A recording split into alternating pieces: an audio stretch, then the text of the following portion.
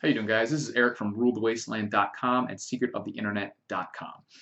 Done some videos recently about Trump and politics and Hillary and all these things. And one of the common themes that I see in the comments section is people saying in some form or another that it either doesn't matter that you vote, or I'm going to vote but it doesn't matter, or the election being rigged. Something along the lines of the election being rigged, the candidates being chosen. Either Trump is some kind of patsy who's just a controlled opposition, but most of them are something along the lines of it doesn't matter, they're letting him get far enough, but the votes are rigged, it doesn't matter, they're going to rig the whole vote. So this video is about my particular stance on the subject, which is there is voter fraud. We've absolutely seen perfect evidence, if not proof, of widespread voter fraud, especially in the last few weeks. What I don't think is that the election is actually officially rigged on a national level. And the reason I don't think that is because you look at the type of stuff that they're doing as fraud, which they wouldn't have to do if the election was actually rigged, like if they had complete control over what the outcome was. And you see the stuff that happens before the primaries and the control they have leading up to it. So my particular viewpoint on this is that they've never had to rig the general election.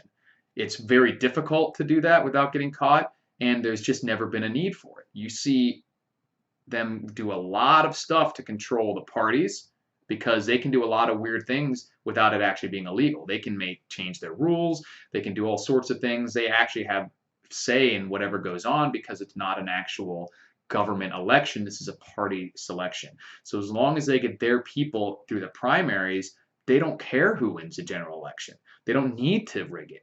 That's why, I mean, they have their preferred person. They would rather Hillary Clinton win than somebody like Jeb Bush, but they own both of them. So they wouldn't really be that bent out of shape. That's why you see in all these elections past, both candidates are receiving money from these groups. It doesn't make any sense that somebody like a JP Morgan or Bank of America or these big firms like that would donate money to both sides if those people are going to take a different stance against that company on one side or the other.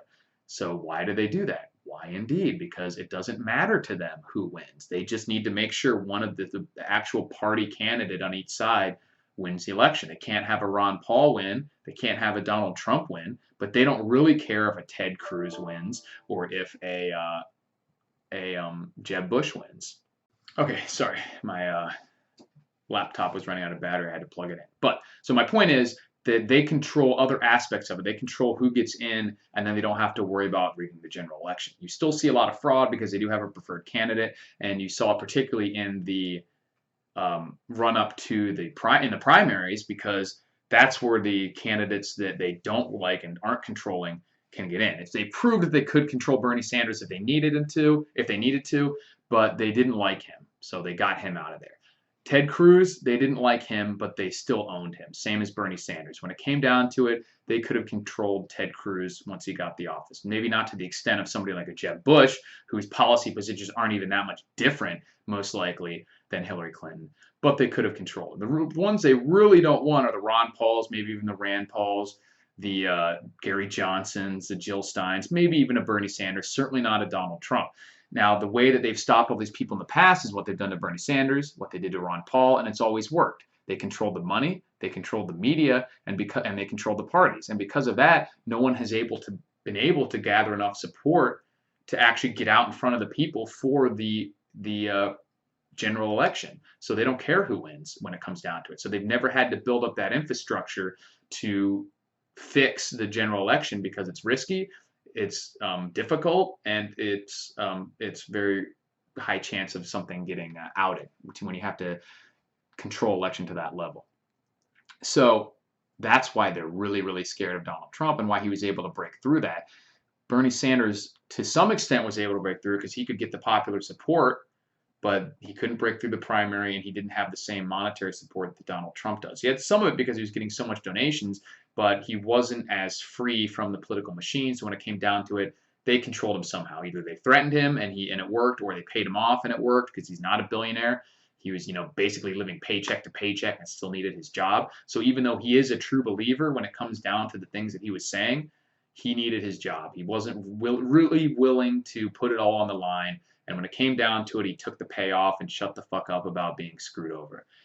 Donald Trump, on the other hand, they couldn't keep him out due to money. He had his own money. He's using donations and stuff now because why wouldn't you? He is not going to spend all his money, but he has spent somewhere in the neighborhood of $100 million of his own money to get to this point. There's not very many people on the planet that are capable and willing to do that, that have $100 million that they can just throw away in an effort to bust through the all this challenge in the primaries. So the party could control the money, but that didn't stop him. Now the media, most of the time, that's where they get you if they can't control the money. But with someone like Ron Paul, that's how they did it, was through media and keeping him out of the debates and things like that, and by controlling the party processes. They tried to do that too, but Trump could get his own media. He was such a personality and so bombastic. Like, he's very famous. He had a lot of money. He mastered the social media, and that's what really got him to this point. Is that he was able to bypass the legacy media that is controlled by these interests and get his message out there just as easily as if he'd been on TV. And they also made the mistake of trying way too hard to destroy him in media. So he was still getting media coverage. And like they say, there's no such thing as bad publicity, which may not be true literally, but he was getting a lot of airtime. And they misread the general attitude of the voters in the nation. So they would throw something out there saying, like, look at these horrible things that he's saying about not letting anyone into the country. Isn't that evil? And talking about how evil it is that he said these things, but all they were really doing is putting that message out in front of the people. So that backfired too. It would have been much, much more beneficial to them if they treated him like they did Ron Paul and just ignored him completely. But they thought he was so outrageous that all they would have to do is talk about how outrageous he was often enough, and people would abandon him on their own. But it didn't work, because people are supporting Donald Trump not really because of what he is or who he is, but mostly because of what he isn't.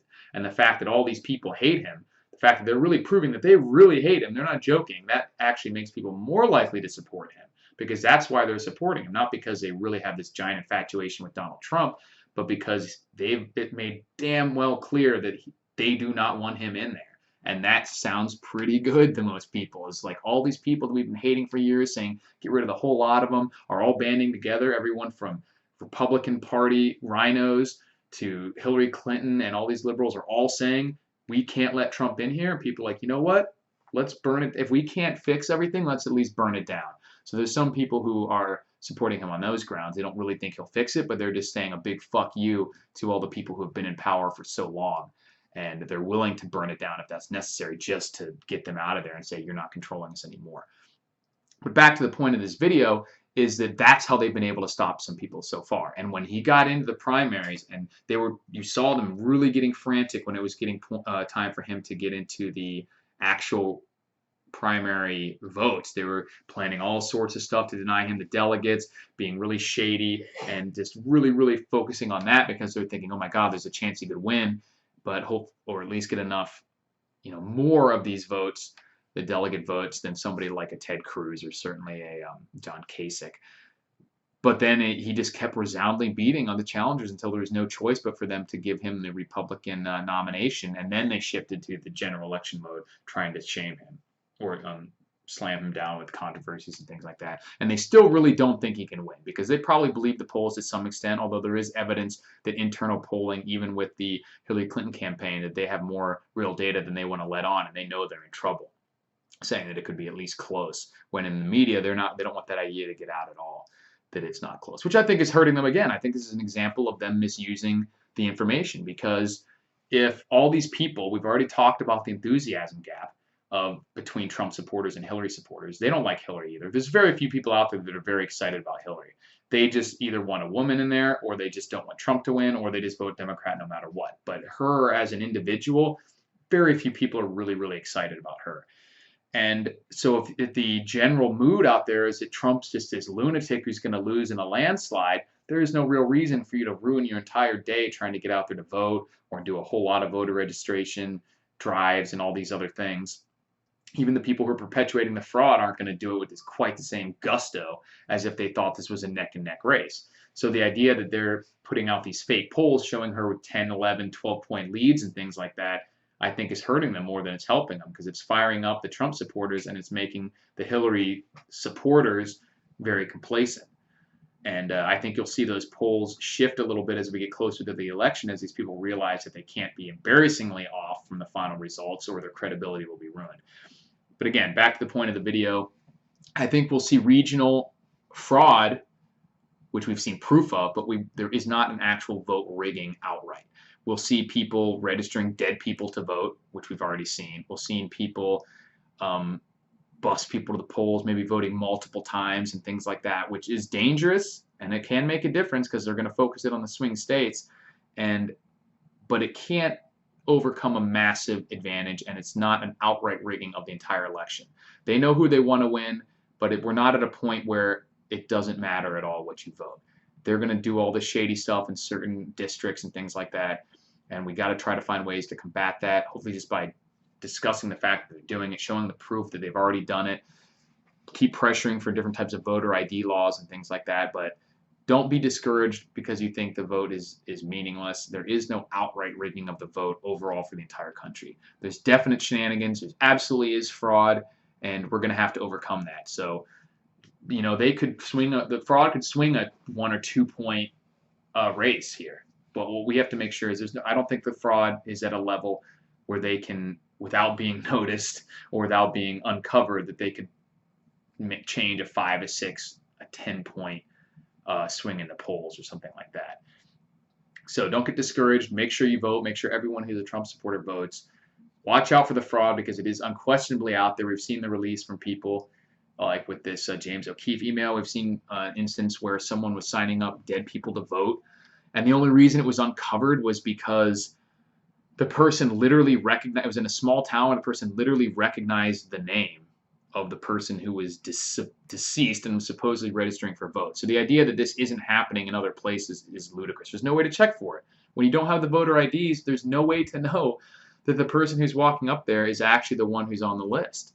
And that's absurd to me. You need a driver's license to cash a freaking check or get a job at McDonald's or get a hunting license, a library card, or anything else.